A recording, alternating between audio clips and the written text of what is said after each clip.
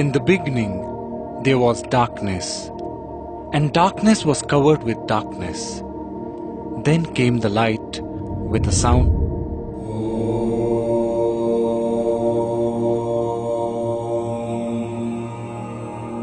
And Om gave rise to words or knowledge which got compiled as the Vedas.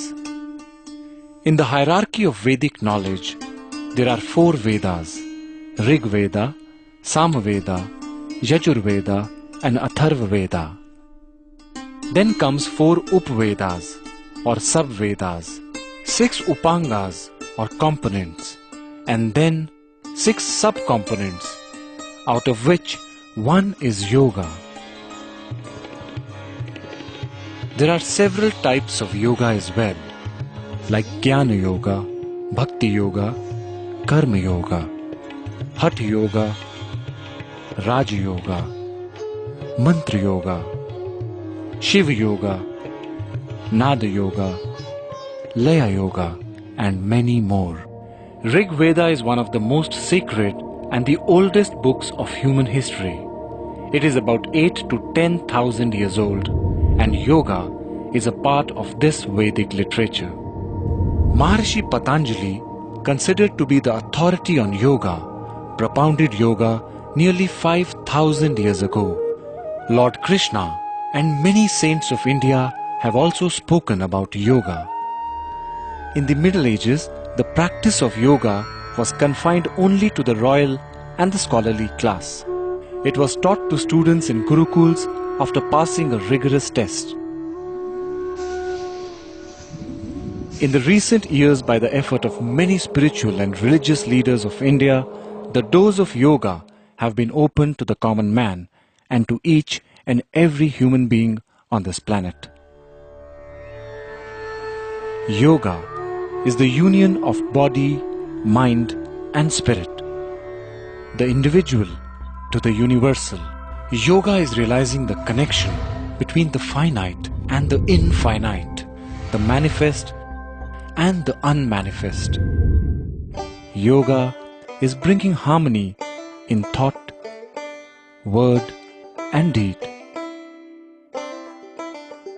Maharishi Patanjali elucidated 8 limbs of yoga, namely Yama, social ethics, Niyama, personal ethics, Asana, postures, Pranayama, directing the life force, Pratyahara, turning the senses inwards, Dharana, one-pointed focus, Dhyana, meditation, and Samadhi, merging with the self.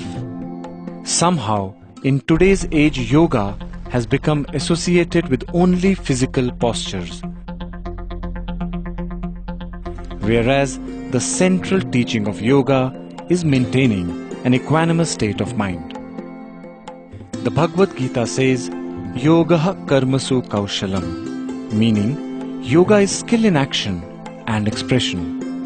Yoga is not just exercise, it is how skillfully we communicate and act in any given situation. So here yoga is described more as a mind skill.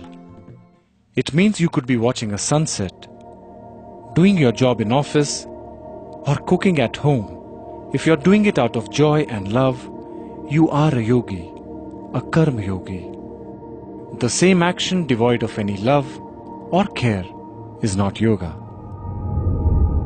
Krishna says in the Bhagavad Gita, Samatvam yoga uchyate. Equanimity in the mind is a sign of yoga. The ability to remain centered in adverse situations is yoga.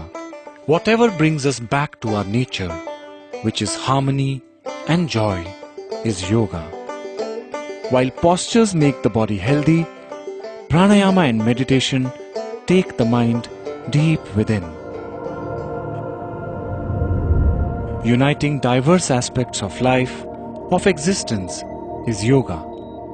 See, every baby is a yogi.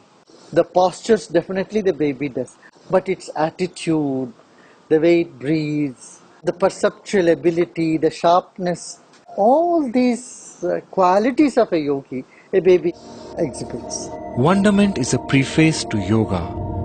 Vismayo Yoga Bhumikaha. The wow we experience many a times in life is a prelude to yoga. Anyone engrossed totally in anything one is doing is yoga. Tada drashtu swarupe avasthanam. Yoga is being established in the seer, the drishta. From the scenery, we come back to the seer. When one is in harmony within, the journey of life is calmer, happier, and more fulfilling. Life starts flowing in a direction to unite with its very source.